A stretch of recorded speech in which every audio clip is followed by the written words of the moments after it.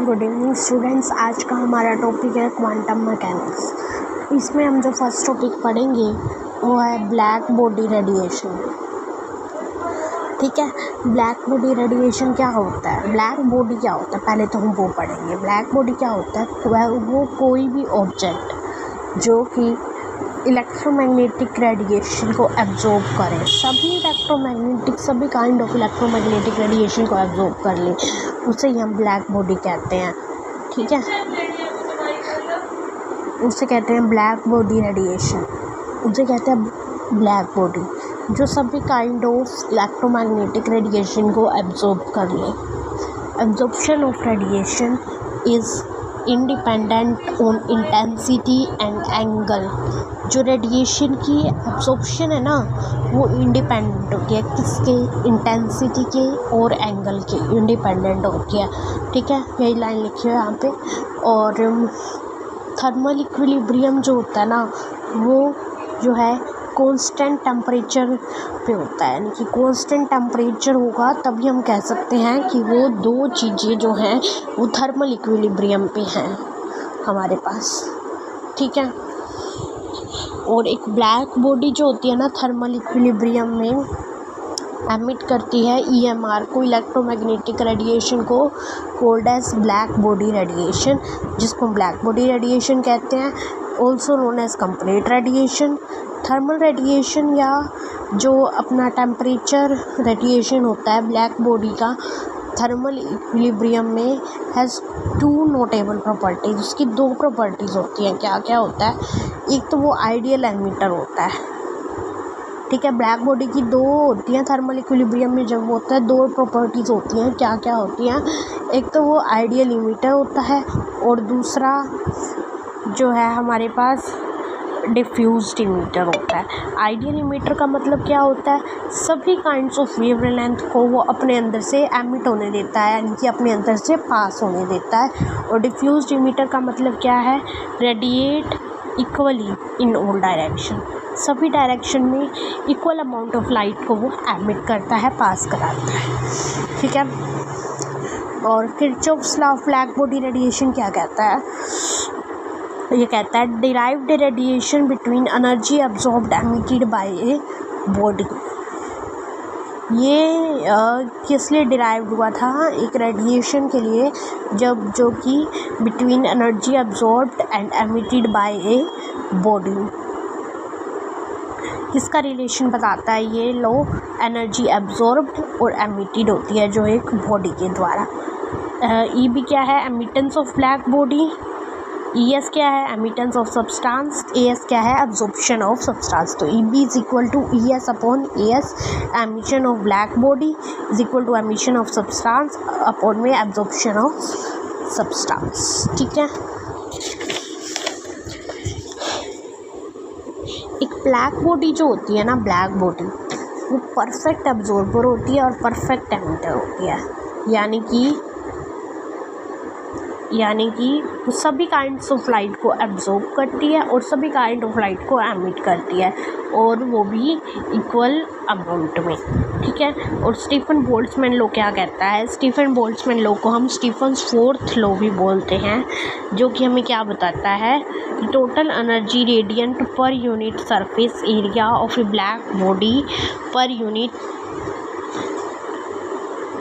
Time जो होता है वो हमारे पास कहता है कि डायरेक्टली प्रोपोर्शनल होता है। टोटल एनर्जी जो रेडिएंट होती है ना, वो डायरेक्टली प्रोपोर्शनल होती है, पर डायरेक्टली प्रोपोर्शनल होती है टेम्परेचर की पावर 4 के। ठीक है, हाँ, टेम्परेचर की पावर 4 की डायरेक्टली प्रोपोर्शनल होती है। तो और जो कांस्टेंट यूज़ होता है ना इसके लिए, वो होता है सिग्मा, जिसको हम स्टीफन्स कांस्टेंट भी बोलते हैं, और इसकी वैल्यू होती है 5.67 into 10⁻⁻8 joule per second per metre square. ठीक है, यही होता है इसका 5.67 into 10⁻⁻8 joule per second per metre square. अब अगला हम पढ़ेंगे Wien's displacement law. Wien's displacement law क्या बताता है हमें, इन्वर्स रिलेशन बताता है किस किस के बीच का, वेवलेंथ और टेम्परेचर के बीच का। ठीक है, तो वेवलेंथ और टेम्परेचर के बीच का इन्वर्स रिलेशन बताता है। वो हमें क्या कहता है कि lambda max T is equal to b और lambda max is equal to B upon T. मैंने अभी बताया इन्वर्स रिलेशन बताता है किस किस के बीच का, वेवलेंथ और टेम्परेचर के बीच का। तो टेम्परेचर और वेवलेंथ के बीच का जब वो इन्वर्स रिलेशन बताएगा तो उस इन्वर्स को हटाने के लिए कोई ना कोई कांस्टेंट भी लगेगा और उसी कांस्टेंट को हम नाम देते हैं वेन्स डिस्प्लेसमेंट कांस्टेंट। ठीक है, उसी को ही नाम देते हैं, उस कांस्टेंट को बी बोलते हैं और उसका नाम होता है वेन्स डिस्प्लेसमेंट कांस्टेंट और उसकी वैल्यू होती है 2.89 × 10⁻³ मीटर केल्विन। ठीक है, ऐसे ही मैंने आपको पीछे एक और लो बताया था जिसको हम सिग्मा से रिप्रेजेंट करते थे और उसकी वैल्यू होती थी 5.67 × 10⁻⁻8 joule per second per metre square. ये वैल्यू होती थी और इसको बोलते थे हम स्टीफन्स कांस्टेंट। सिग्मा को बोलते थे स्टीफन्स कांस्टेंट बोलते थे। ठीक है, और वेन्स डिस्प्लेसमेंट लो का ग्राफ कुछ इस प्रकार है। वेन्स डिस्प्लेसमेंट लो क्या बताता है, इन्वर्स रिलेशन बताता है वेवलेंथ और टेम्परेचर के बीच का और इसका ग्राफ कुछ इस तरह से होता है कि मतलब जैसे फर्स्ट जो अपना है वो ऐसे जाएगा, यानी कि एक पीक बनती है, 3 पीक्स बनती है हमारे पास। एक ऐसे टेम्परेचर 1 के लिए एक पिक्स दिखाएंगे, एक पिक दिखाएंगे T2 टेम्परेचर 2 के लिए, एक पिक दिखाएंगे टेम्परेचर 3 के लिए। और जैसे जैसे वेवलेंथ इंक्रीज़ होती है वैसे वैसे टेम्परेचर डिक्रीज़ होएगा, नॉर्मल सी बात है। तो सबसे जो कम पीक वाला है सबसे कम पीक वाला वेवलेंथ का जो है उसका टेम्परेचर जो है वो सबसे कम पीक वाला है ये, यानी कि इसका टेम्परेचर सबसे कम है। ठीक है, और देख सकते हैं हम इसकी वेवलेंथ सबसे ज़्यादा है, पीक पे इसकी वेवलेंथ सबसे ज़्यादा है हमारे पास, तो इसीलिए टेम्परेचर 1 जो है वो सबसे छोटा होएगा क्योंकि इसकी वेवलेंथ सबसे ज़्यादा है। और फिर T2 की वेवलेंथ उससे कम है और T3 की वेवलेंथ सबसे कम है। तो पीक पे हमें देखना है किसकी वेवलेंथ कितनी ज़्यादा है और जिसकी वेवलेंथ सबसे ज़्यादा होएगी वही जो है हमारे पास उसका ही टेम्परेचर सबसे कम होएगा। और ऐसे ही आपको ये वाला जो है ग्राफ आपको अपने एग्ज़ाम में ड्रॉ करके आना है अच्छे से। ठीक है, lambda max T is equal to B, lambda max is equal to B upon T और बी जो था वो वेन्स डिस्प्लेसमेंट लो के अकॉर्डिंग कांस्टेंट था और जो अपना इसका वैल्यू होता है वो था 2.89 × 10⁻³ मीटर केल्विन। अब नेक्स्ट पढ़ेंगे हम प्लैंक्स क्वांटम थ्योरी। ये दी थी मैक्स प्लैंक ने, कब दी थी, 1900 में। तो इसका मेन पोस्टुलेट क्या है क्वांटम थ्योरी का, प्लैंक्स क्वांटम थ्योरी का, ये कहती है कि कोई भी ऑब्जेक्ट जो कि एमिट करे या एब्जॉर्ब करे रेडिएशन को इन the form of discontinuous manner in the form of packets, और उन पैकेट्स ऑफ एनर्जी को हम बोलते हैं क्वांटा। क्या बोलते हैं, क्वांटा बोलते हैं। ठीक है, उन पैकेट्स ऑफ एनर्जी को हम क्वांटा बोलते हैं जो कि एक रेडिएशन एब्जॉर्ब करती है या एमिट करती है in the form of discontinuous manner. ठीक है, डिसकंटिन्यूअस मैनर में जब कोई लाइट को एब्जॉर्ब करता है या अपने अंदर से पास होने देता है तो उसको बोलते हैं हम उस फॉर्म को बोलते हैं हम पैकेट्स, और इन पैकेट्स ऑफ एनर्जी को बोलते हैं हम क्वांटम। तो क्या होता है, इनको फोटॉन्स बोला जाता है। जो पैकेट्स ऑफ एनर्जी होती है ना, जो कि डिसकंटिन्यूअस मैनर में जब लाइट पास होती है, देखो मैं क्या समझाना चाहती हूँ, एक सेकंड रुको। जो लाइट है ना वो ऐसे टूट के पास होती है, देखो ऐसे, बजाय कि ऐसे पास होने के, ऐसे लाइट ऐसे पास होती है, यानी कि इन द फॉर्म ऑफ ऐसे। ठीक है, in the form of packets, जिसको हम फोटॉन्स का भी नाम देते हैं। ठीक है, और जो एनर्जी ऑफ फोटोन है ना, वो डायरेक्टली प्रोपोर्शनल होती है किसके, फ्रीक्वेंसी के। फोटोन की एनर्जी जो होती है ना, वो फ्रीक्वेंसी के डायरेक्टली प्रोपोर्शनल होती है। कहने का मतलब है जितनी भी लाइट जो है वो पास हो रही है, उसके जो पैकेट्स बन रहे हैं, उसकी एनर्जी वो डायरेक्टली प्रोपोर्शनल होगी उस लाइट की फ्रीक्वेंसी। ठीक है, जब लाइट टूट के पास हो रही है ना, उसकी जो, ऑफकोर्स देखो खुद ही समझ सकते हो तो, कि जब लाइट पास हो रही है तो उसकी जो एनर्जी है वो उसकी फ्रीक्वेंसी के डायरेक्टली प्रोपोर्शनल होगी। यही जो है हमारा प्लैंक्स क्वांटम थ्योरी ने बोला था कि E is directly proportional to nu, E is equal to H nu. ठीक है, और nu is equal to C upon lambda. ठीक है, और C अपॉन लैम्डा के इक्वल होता है न्यू। और जो न्यू के ऊपर बार लग जाता है जब, तो उसको हम बोलते हैं वेव नंबर, जो कि होता है 1 अपॉन न्यू के ऊपर जब बार लग जाता है ना, तो उसको हम बोलते हैं वेव नंबर। ठीक है, और जो कि 1 अपॉन लैम्डा के इक्वल होता है। और 1 अपॉन लैम्डा यहाँ पर जो था, उसकी जगह हम न्यू बार पुट कर दे, न्यू बार पुट कर दिए तो क्या आ गया, HC न्यू बार आ गया, जो कि वेव नंबर था हमारे पास। तो is equal to HC nu bar हो गया, जो कि हमारे पास वेव नंबर की फॉर्म में हमारे पास इक्वेशन आ गई। वैसे क्या था, is directly proportional to nu, is equal to, उसको इक्वल करने के लिए हमारे पास एक कांस्टेंट आया जिसको नाम दिया गया प्लैंक कांस्टेंट, जिसको हम एच रिप्रेजेंट करते हैं। और न्यू हमें पता है फ्रिक्वेंसी जो होती है वो speed of light upon wavelength के बराबर होती है, C अपॉन लैम्डा। तो HC अपॉन लैम्डा, फिर से बता देती हूँ, is equal to H nu होता है, एच प्लैंक्स कांस्टेंट है, न्यू जो होता है वो C अपॉन लैम्डा के इक्वल होता है, C is the speed of light and lambda is the wavelength of the light, and E is equal to HC upon lambda. Okay,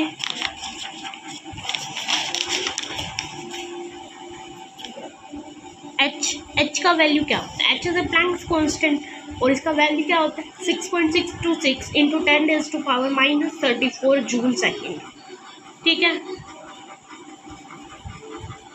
lambda क्या है हमारे पास, वेवलेंथ, और C क्या होता है, स्पीड ऑफ लाइट, जिसका वैल्यू क्या होता है 3 इंटू 10⁸8 मीटर पर सेकेंड। ठीक है, और हमें पता है कि लैम्डा वेवलेंथ होता है, और वेवलेंथ क्या होता है, दो कंसेक्यूटिव क्रस्ट और ट्रफ के बीच का डिफरेंस होता है वेवलेंथ। ठीक है, क्रस्ट और ट्रफ क्या होता है, जो एक्स एक्सिस होती है ना, एक्स एक्सिस, उसके ऊपर जो हमारे पास पीक्स बनेंगी ना एक्स एक्सिस के ऊपर, उसको बोलते हैं क्रस्ट। और जो हमारे पास एक्स एक्सिस के नीचे पीक्स बनती है ना, कहने का मतलब है नेगेटिव वाई एक्सिस की तरफ, नेगेटिव वाई एक्सिस की तरफ जो पीक्स बनती है ना, उसको हम बोलते हैं ट्रफ। ठीक है, और कोई भी ऑब्जेक्ट जो कि रेडिएट करता है या एब्जॉर्ब करता है in the form of whole number की फॉर्म में लाइट को, मतलब कि होल नंबर या इंटीजर की फॉर्म में, आप देखो लाइट की वैल्यू तो होल नंबर या इंटीजर की फॉर्म में नहीं हो सकती, इसका मतलब ऑफकोर्स हम यहाँ पर पैकेट्स ऑफ द लाइट की बात कर रहे हैं। ठीक है, उसकी फॉर्म में जब कोई रेडिएट करता है या फिर एब्जॉर्ब करता है, रेडिएट मीन्स होता है एमिट करना, अपने में से पास कराना लाइट को। ठीक है, और एब्जॉर्ब करना इज एब्जॉर्ब करना ऑफकोर्स।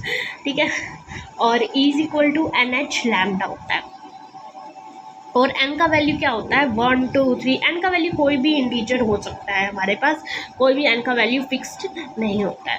और प्लैंक्स रेडिएशन लॉ के अकॉर्डिंग जो E का वैल्यू होता है वो क्या होता है 8πhc अपॉन में लैम्डा की पावर 5 और 1 अपॉन में E की पावर h c बाय में ET lambda minus KT lambda minus 1। ठीक है, ये होता है वैल्यू इसका HC अपॉन में वेन्स लो। अब देखो एनर्जी का वैल्यू क्या था 8πhc अपॉन में लैम्डा का पावर 5, प्लैंक्स रेडिएशन लो के अकॉर्डिंग 8πhc अपॉन में लैम्डा का पावर 5 1 बाय में E की पावर HC अपॉन में KT लैम्डा माइनस 1। ठीक है। वेन्स लॉ के अकॉर्डिंग लैम्डा टी तो काफ़ी छोटा होगा। अब लैम्डा टी छोटा होगा, लैम्डा टी क्या है हमारे पास, डिनोमिनेटर है। लैम्डा टी अगर छोटा होगा तो ये पूरी की पूरी टर्म्स जो है हमारे पास, इसका जो है वो raise to the power only numerator रह जाएगा। डिनोमिनेटर छोटा है यानी कि नेग्लिजिबल कर दिया हमने डिनोमिनेटर को, तो e raise to power H c रह जाएगा जो कि 1 से बड़ा होगा काफ़ी, ठीक है, ऑब्वियस सी बात है। E raise to power H c रह जाएगा तो जो कि 1 से काफ़ी बड़ा होगा। E is equal to 8 pi H C upon में lambda raise to power 5 into में 1 अपॉन में ई की पावर एच सी अपॉन में के टी लैम्डा, ठीक है। -1 जो है वो हमने नेगलेक्ट कर दिया। क्यों नेगलेक्ट कर दिया? क्योंकि e raise to power H C upon में के टी लैम्डा 1 से काफ़ी बड़ा हो गया था। क्यों बड़ा हो गया था? क्योंकि वेन्स लॉ के अकॉर्डिंग लैम्डा टी काफ़ी स्मॉल क्वांटिटी है। मैंने बताया था वेन्स लॉ के according lambda is directly proportional to 1 by temperature, ठीक है। और लैम्डा टी जो था वो बी के इक्वल था, जो कि थी वेन्स डिस्प्लेसमेंट कांस्टेंट की वैल्यू। वेन्स डिस्प्लेसमेंट लॉ के अकॉर्डिंग जो कांस्टेंट आया था बी, उसकी वैल्यू थी जो कि बहुत स्मॉल होती है, ठीक है। बस यही रीज़न था कि हमने इसको जो है नेगलेक्ट कर दिया, -1 को। क्यों नेगलेक्ट करा? क्योंकि न्यूमरेटर बड़ा हो गया था और वो उसके अकॉर्डिंग हमने उसको नेगलेक्ट कर दिया, ठीक है। आगे करते हैं, चलो।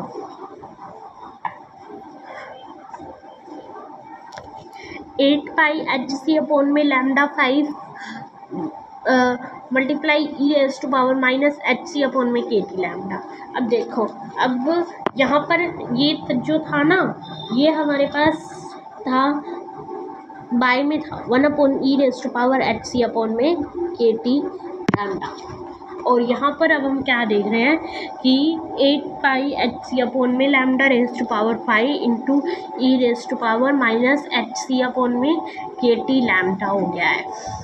ये कैसे हुआ? क्योंकि देखो नीचे क्या था, e raise to power H C upon में के टी लैम्डा था, ऊपर जाएगी तो पावर माइनस हो जाएगी।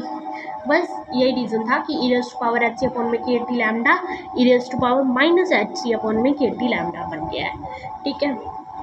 और रेले जेन्स लो क्या कहता है हमारे पास? रेले जेन्स लो बोलता है कि लैम्डा टी की वैल्यू जो होती है ना वो काफ़ी हाई होती है। लैम्डा टी की वैल्यू काफ़ी हाई होती है, तो लैम्डा टी की वैल्यू हाई होगी तो क्या होगा? अब डिनोमिनेटर की वैल्यू ज़्यादा हो गई तो वो पूरी की पूरी टर्म जो है वो 1 से छोटी हो जाएगी, ठीक है। अब मान लो कोई भी टर्म है उसमें डिनोमिनेटर की वैल्यू ज़्यादा होगी तो उस ओवरऑल टर्म की वैल्यू तो घट जाएगी ना हमारे पास, तो ओवरऑल टर्म की वैल्यू कम हो जाएगी। तो वो इस केस में हम क्या करेंगे, अब -1 को साथ लेके चलना पड़ेगा, ठीक है। इस केस में हम नेगलेक्ट नहीं कर सकते हैं, तो हमने क्या किया, ई एच सी के टी अपॉन में लैम्डा -1 पे हमने जो है वो फॉर्मूला लगा दिया। 1 प्लस में एच सी अपॉन में के टी लैम्डा क्या होता है, ये पावर आगे आ जाती है और प्लस में एच सी अपॉन में के टी लैम्डा, ठीक है। और फिर इसका स्केयर हो जाता है, नेक्स्ट प्लस करके इसका स्केयर कर देते हैं, फिर इसका क्यूब कर देते हैं, ठीक है। ये थ्योरम होती है मैथ्स में, ओके। और फिर उसके बाद क्या बोलते हैं हम इसको, ई एच सी अपॉन में के टी लैम्डा -1 होता है, जो कि हमारे पास किसके, अब ये +1 था तो इधर जाएगा तो क्या हो जाएगा, -1 हो जाएगा। तो -1 is equal to H C upon में के टी लैम्डा, एच सी अपॉन में के टी लैम्डा। अब देखो, अब हमारे पास ये आ गया एच सी अपॉन में के टी लैम्डा। अब के टी लैम्डा तो बहुत बड़ा था हमारे पास, ठीक है, तो हम इसको क्या कर सकते हैं, इधर रखेंगे एच सी अपॉन में के टी लैम्डा को, ठीक है। ये एच सी अपॉन में के टी लैम्डा -1 किसकी इक्वल आया, एच सी अपॉन में के टी लैम्डा। अब आप कहोगे हमने ये क्यों नेगलेक्ट करा एच सी अपॉन में के टी लैम्डा का होल स्क्वायर, क्योंकि देखो हमारे पास के टी लैम्डा का वैल्यू बहुत बड़ा आएगा।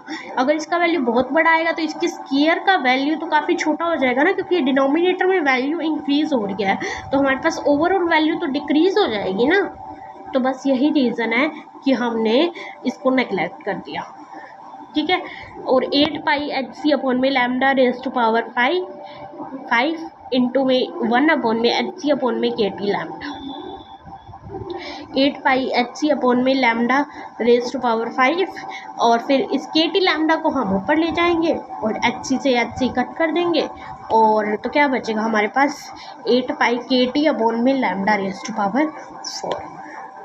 ठीक है, अब हम आगे बढ़ते हैं, जो कि हमारा नेक्स्ट टॉपिक है फोटो इलेक्ट्रिक इफेक्ट।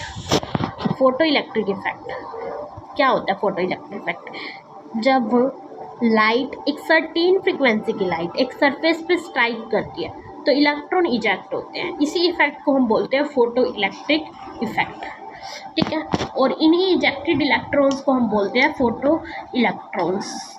ओके, और जो रेडिएशंस जो होती है ना फोटो इलेक्ट्रिक इफेक्ट में यूज़ जो होती हैं, मतलब कि जिनको यहाँ पर गिराने पर हमारे पास इलेक्ट्रॉन्स निकले हैं, वो कौन कौन सी रेडिएशंस यूज़ होती हैं? विजिबल हाई फ्रिक्वेंसी की रेडिएशन यूज़ होती हैं, जो कि होती हैं विजिबल, और अल्ट्रा वायलेट रेडिएशंस यूज़ होती हैं।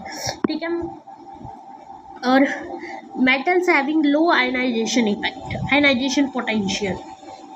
ठीक है, जिनके पास लो आयनाइजेशन पोटेंशियल होती है ना, आयनाइजेशन पोटेंशियल क्या होती है? आयनाइजेशन पोटेंशियल, मान लो आपको आयनाइजेशन एनर्जी पता है ना, कि जब वो एनर्जी जो कि एक हमारे पास जो एक एलिमेंट होता है उसको तोड़ने के लिए उसके इलेक्ट्रॉन्स को उससे मतलब इजेक्ट कराने के लिए चाहिए होती है यहाँ पे, उसको बोलते हैं हम आयनाइजेशन एनर्जी। ठीक है, the energy use to eject the electrons. ठीक है, उसे बोलते हैं हम आयनाइजेशन एनर्जी। आयनाइजेशन वही, बस आयनाइजेशन पोटेंशियल भी वही होता है कि जिसका आयनाइजेशन पोटेंशियल कम होता है ना मेटल्स का, वही जो है उन्हीं को हम यूज़ कर सकते हैं फोटो इलेक्ट्रिक इफेक्ट में इलेक्ट्रॉन को इजेक्ट करवाने के लिए। ठीक है, और हमें पता है कि जब जो फोटोन एनर्जी निकलेंगे ना, फोटोन की जो एनर्जी होगी वो आयनाइजेशन पोटेंशियल, आयनाइजेशन एनर्जी, ये सब तो सेम बात होती है। ठीक है, जो एनर्जी निकलेगी ना वो हमारे पास जो एक फ्रिक्वेंसी होती है थ्रेशोल्ड फ्रिक्वेंसी, उससे ज़्यादा फ्रिक्वेंसी की लाइट जो है हमें फॉल करवानी पड़ती है किस पे?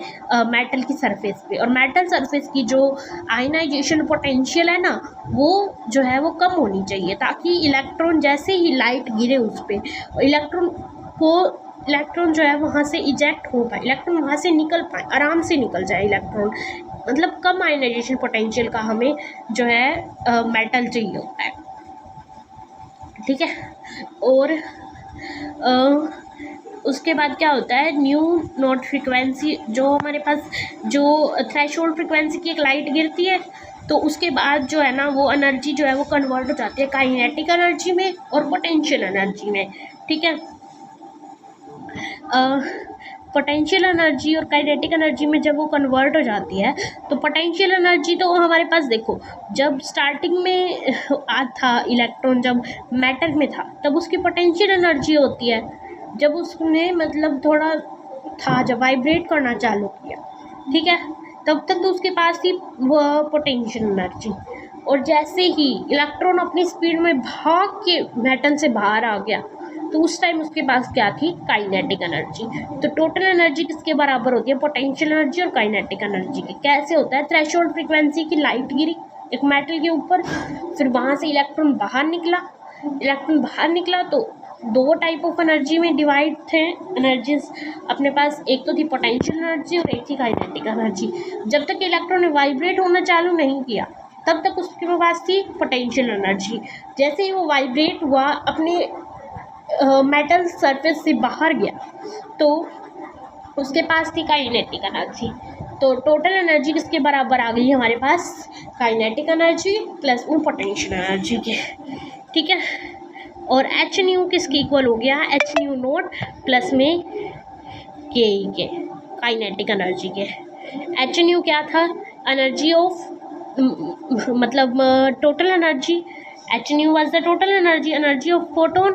ठीक है, फोटोन जो जिस एनर्जी से वो गिरा, फोटोन मतलब जिस एनर्जी से टोटल एनर्जी जो की थी हमारे पास, ठीक है, लाइट गिरी जिस एनर्जी से, तो वो थी फोटोन की एनर्जी एच न्यू। और एच न्यू नोट क्या थी, थ्रेशोल्ड एनर्जी, और प्लस में के क्या थी हमारे पास, काइनेटिक एनर्जी। ठीक है, kinetic energy is equal to H nu minus h nu naught. कर दिया हमने, काइनेटिक एनर्जी को half of m v square के इक्वल रखा, और फिर h nu minus h nu naught, और v square is equal to H nu minus h nu naught by में एम, और हम इसको इधर लेके गए तो ये रूट में आ गया, तो 2 H nu minus h nu note का होल रूट जो है वो हमारे पास वेलोसिटी ऑफ दी लाइट का वैल्यू हो गया। ठीक है, और वेलोसिटी ऑफ दी इलेक्ट्रॉन का वैल्यू हो गया, जो इलेक्ट्रॉन इजेक्ट हुआ था, इलेक्ट्रॉन जो बाहर गया था फोटोन के गिरने पर, उसका वैल्यू हो गया। ठीक है, जब लाइट गिरी थी तब जब ये इलेक्ट्रॉन जो बाहर गया था तो वही ये उसका वैल्यू हो गया हमारे पास। ठीक है, आगे का पढ़ेंगे हम नेक्स्ट वीडियो में।